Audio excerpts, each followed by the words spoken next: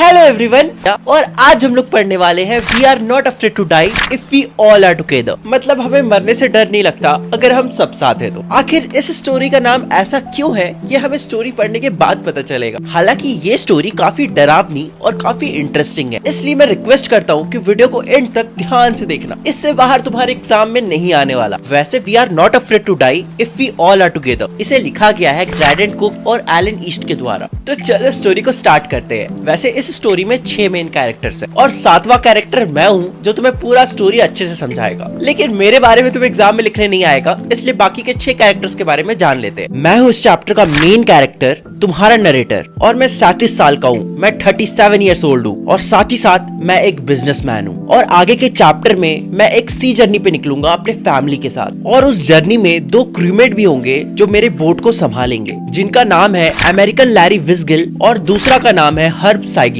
Hello, मेरा नाम है मैरी और मैं नरेटर की वाइफ हूँ। हेलो, मैं हूँ नरेटर की 7 साल की छोटी बेटी सुजैन।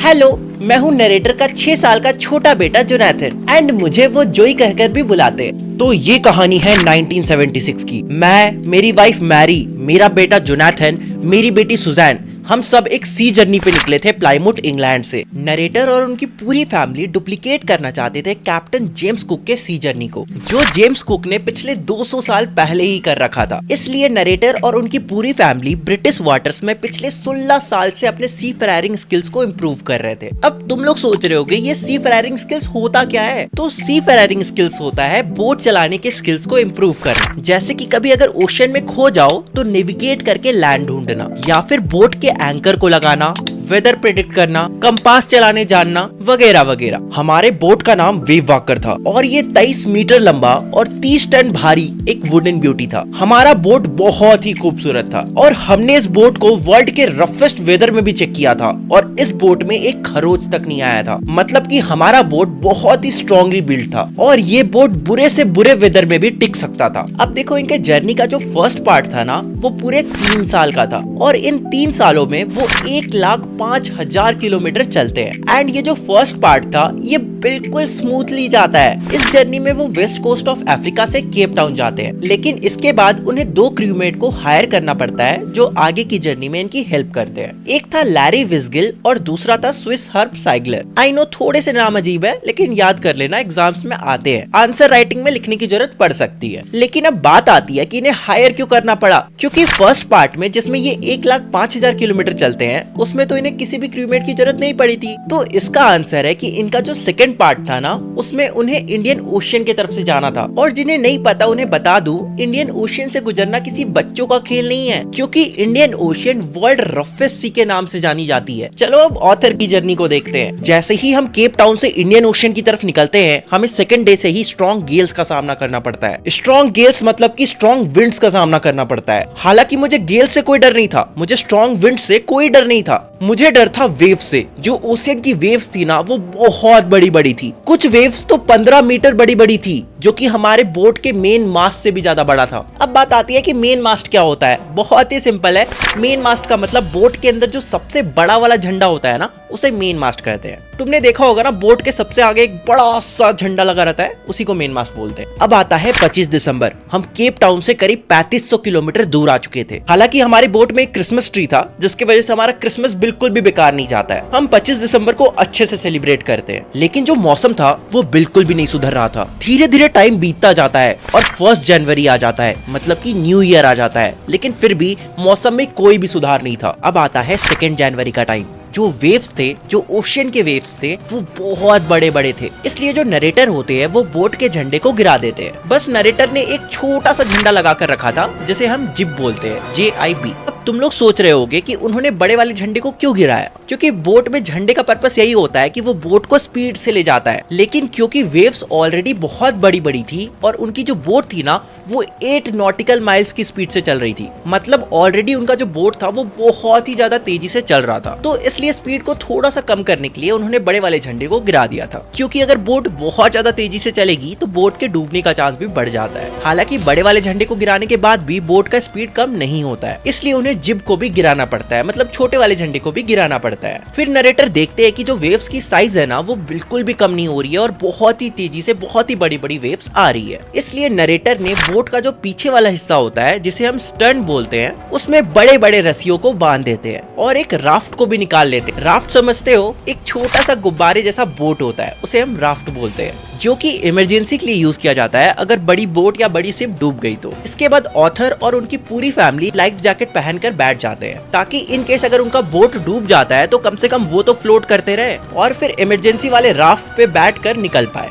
लेकिन फिर उसी शाम 6 बजे एकदम से सब कुछ शांत हो जाता है, ओमिनियस साइलेंस छा जाता है। ये शांति कुछ ऐसे थी जैसे मानो कि तूफान से जस्ट पहले वाली शांति हो। विंड एकदम से बहना बंद कर देता है, पूरे आसमान में अंधेरा छा जाता है, मतलब कि सामने में ब्लैक क्लाउड्स छा जाते हैं। लेकिन फिर एकदम से डर का माहौल आ जाता है, हम सब बहुत डर जाते हैं। वो हमारे लिए एक हॉरर था क्योंकि हमें रियलाइज होता है कि जिसे हम ब्लैक क्लाउड समझ रहे थे ना, वो कोई ब्लैक क्लाउड नहीं था, वो एक वेव था जो कि इतना बड़ा था मानो लग रहा हो कि वो आसमान तक जा रहा है। इसके बाद हमारे पास कोई ऑप्शन नहीं था, हमने पहले कभी भी उतना बड़ा वेव नहीं देखा था। कुछ ही पल बाद वो वेव हमें हिट करता है और जैसे ही ऐसा होता है मेरा सर व्हील पे टकराता है और मैं सीधा ओशियन में जाकर गिर जाता हूँ। इस मोमेंट पे मुझे लग रहा था कि अब मैं नहीं बचूंगा, मैंने एक्सेप्ट कर लिया था कि अब मैं मरने वाला हूँ और धीरे धीरे मैं अनकॉन्शियस होने लगता हूँ, मतलब कि बेहोश होने लगता हूँ। लेकिन फिर कुछ ही पल बाद मेरा जो सर होता है वो पानी से बाहर निकल जाता है क्योंकि मैंने लाइफ जैकेट पहन रखा था और मैंने अपने आप को एक रस्सी के जरिए अपनी बोट से भी तो अटैच करके रखा था, जिस वजह से मैं डूब कर नहीं मरता हूँ। और कुछ पल बाद ही मेरा जो सर होता है वो पानी से बाहर आ जाता है। मैं देखता हूँ कि मेरा जो बोट है ना वो कुछ ही दूर पर ऑलमोस्ट डूबने के कगार पे है, लेकिन फिर दूसरी तरफ से वेव आता है जिसकी वजह से मेरा जो बोट होता है वो डूबते डूबते बच जाता है और सीधा हो जाता है। मैं जैसे तैसे करके अपनी बोट तक पहुंचता हूँ। हालांकि वेव्स इतनी बड़ी बड़ी थी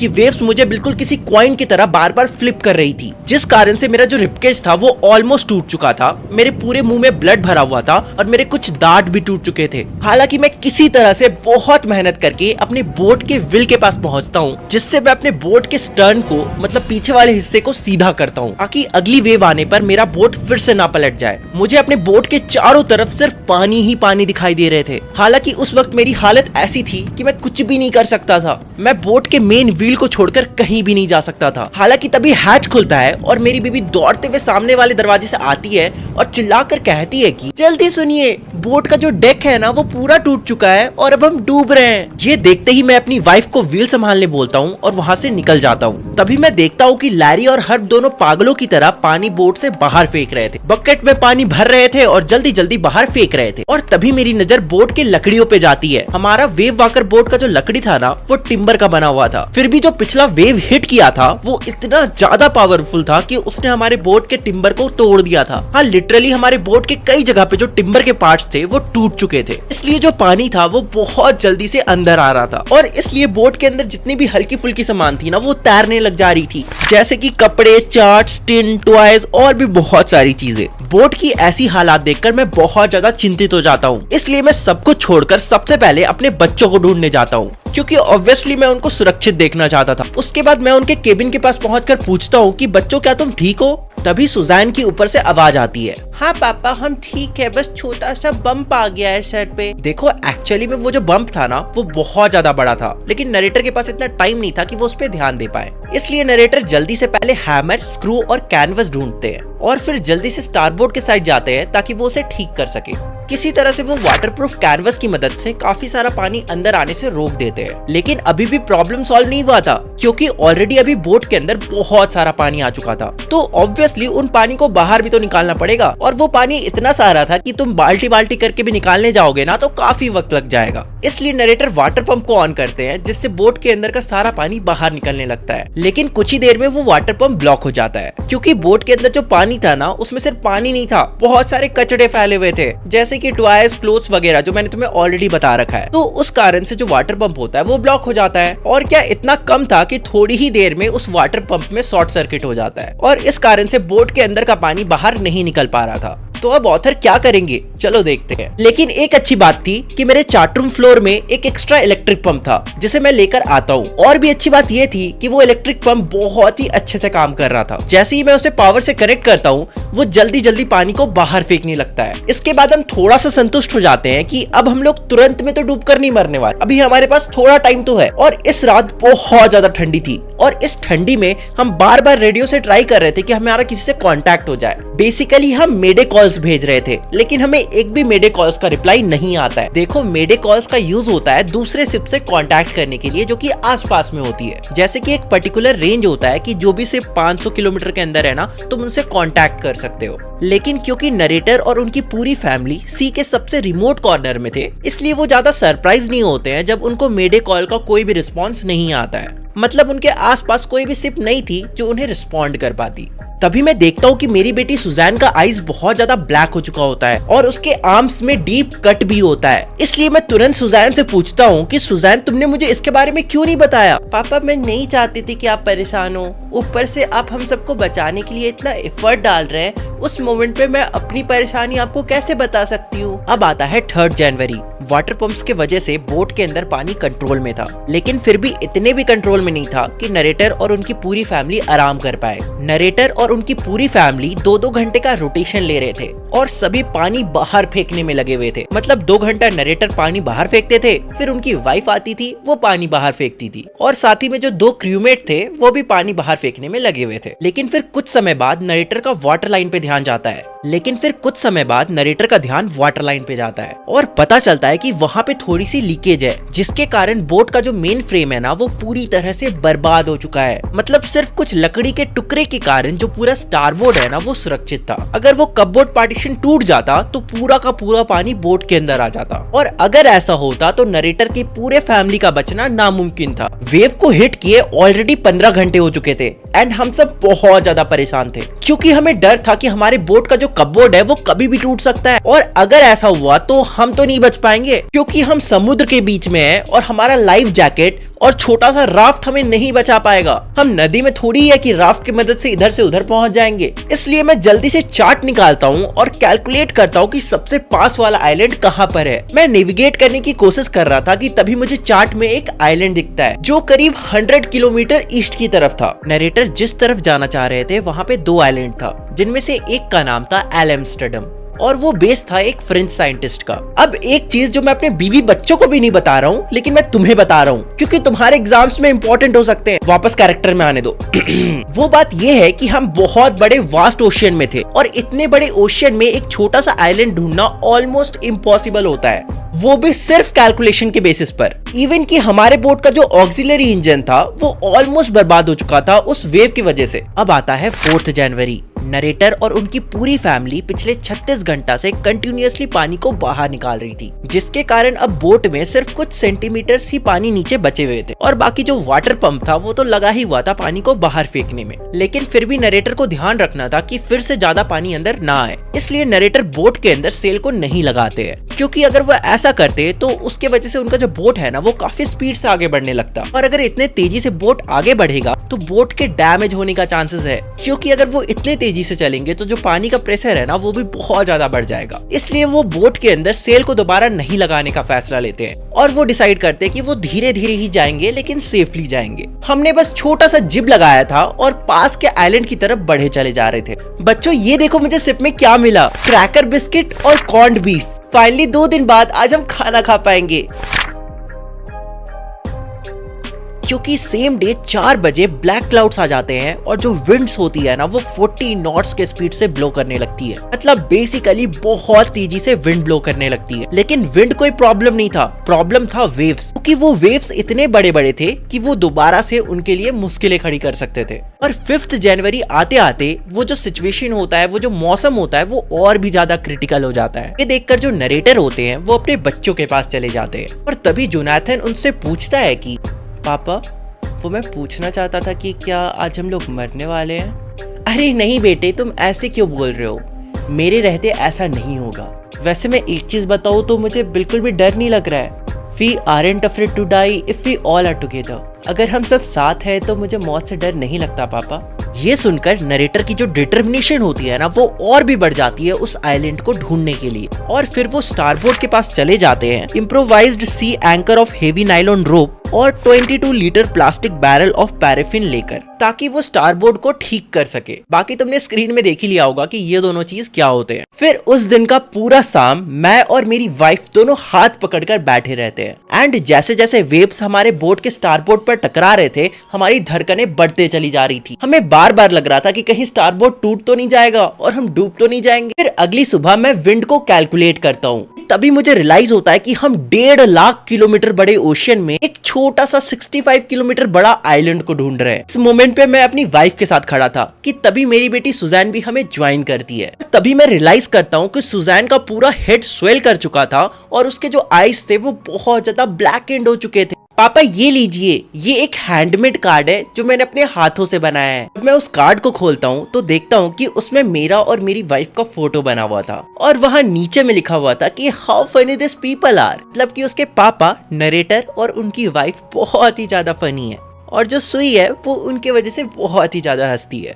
और उस कार्ड के अंदर एक हिडन मैसेज था कि वो दोनों ही पापा और मम्मी से बहुत ज्यादा प्यार करती है। सुई ने उस कार्ड को अपने मम्मी पापा को बस थैंक्स बोलने के लिए और अपना बेस्ट देने के लिए दिया था। तो यहाँ पे हमें पता चलता है कि जो नरेटर की बेटी सुजैन है ना, वो अपने पापा मम्मी से बहुत ज्यादा प्यार करती है और इतने डिफिकल्ट टाइम्स में भी वो अपने पापा मम्मी के साथ खड़ी है। इसके बाद मैं फिर से अपने कैलकुलेशन को मल्टीपल टाइम्स रीचेक करता हूँ उस आइलैंड को ढूंढने के लिए। हालांकि मैं तुम सबको एक बात बताना भूल ही गया कि मेरा जो कंपास था ना, वो ऑलरेडी खो चुका था। हालांकि मेरे पास एक स्पेयर कंपास था, लेकिन उसकी जो रीडिंग्स थी ना, वो 100% एक्यूरेट नहीं थी। उसमें थोड़े बहुत वेरिएशन आ चुके थे। बेसिकली वो कंपास एग्जैक्टली एक्यूरेट नहीं था, लेकिन फिर भी हमारा लास्ट होप वो कंपास ही था। हम वेस्टर्नली करेंट्स को फॉलो करके जल्दी से जल्दी वहां पहुंचना चाहते थे। अप्रॉक्स 2 बजे दोपहर को मैं लैरी के पास जाता हूं और बोलता हूं कि बोट को 185 डिग्री में टर्न कर दो और उससे ये भी कहता हूं कि अगर हम लकी हुए ना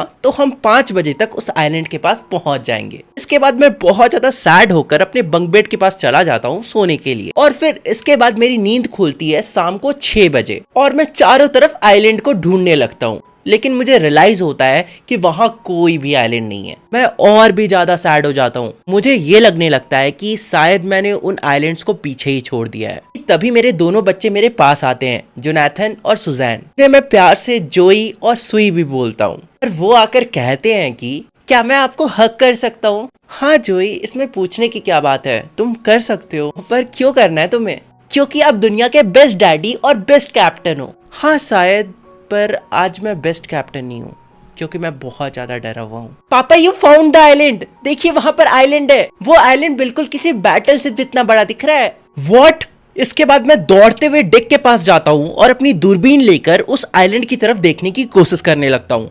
तभी मुझे रियलाइज होता है कि वो सच में एक आइलैंड है जो कि वोल्केनिक रॉक से बना हुआ है। और तभी मेरी नजर जाती है और मैं देखता हूँ कि वहां पे लिखा हुआ है एल एम्स्टर्डम। मतलब हम बिल्कुल सही आइलैंड पर पहुंचे थे जहां हम पहुंचना चाहते थे। इवन कि हमें उस आइलैंड पर वेजिटेशन भी दिखाई दे रही थी, मतलब वहां खाने की तो कोई कमी नहीं होने वाली थी। और उस पल के लिए तो वो आइलैंड हमारे लिए दुनिया का बेस्ट आइलैंड था। हालांकि काफी ज्यादा रात हो गया था, इसलिए उस रात हम हमारे बोट पर ही बिताते हैं। हम एंकर को नीचे फेंक देते हैं और उसके मदद से हम हमारे बोट को अटका देते हैं और वहीं आइलैंड के पास पूरी रात बिताते हैं और फिर अगले ही सुबह उस आइलैंड पर उतरते हैं और उस आइलैंड के 28 इनहैबिटेंट्स हमारा स्वागत भी करते हैं। जैसे ही मैं लैंड पर उतरता हूँ, जैसे ही मैं जमीन पर उतरता हूँ, मुझे बहुत अच्छा फील होता है एंड मैं बता नहीं सकता वो फीलिंग कैसी थी। उससे अच्छा फीलिंग कुछ भी नहीं हो सकता। एंड इस तरह से हम सक्सेसफुली उस आइलैंड को ढूंढ लेते हैं। अब जो मैं तुम्हें बताने वाला हूँ ना, उसे बहुत अच्छे से याद कर लेना क्योंकि यहाँ पर से तुम्हारे एग्जाम्स में क्वेश्चन बनते हैं। तो जो नरेटर होते हैं वो इस पॉइंट पे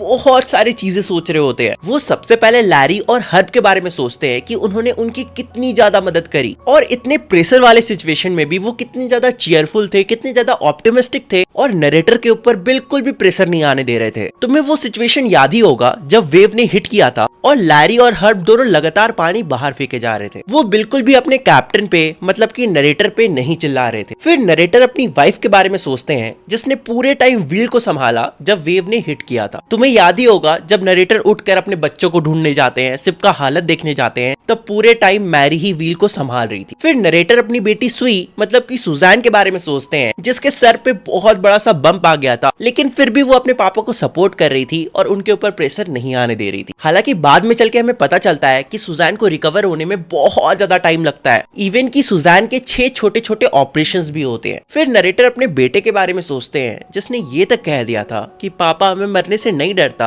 अगर हम सब साथ हैं तो। और इस तरह से हमारा जो स्टोरी होता है वो एंड होता है। आई होप सो आपको मेरा ये एक्सप्लेनेशन पसंद आया होगा। अगर पसंद आता है तो वीडियो को लाइक करो, चैनल को सब्सक्राइब करो और हाँ, मुझे इंस्टाग्राम में फॉलो करना मत भूलना। इंस्टाग्राम का लिंक डिस्क्रिप्शन में गिवन है। तो चलो मिलते हैं अगले वीडियो में, तब तक के लिए बाय बाय।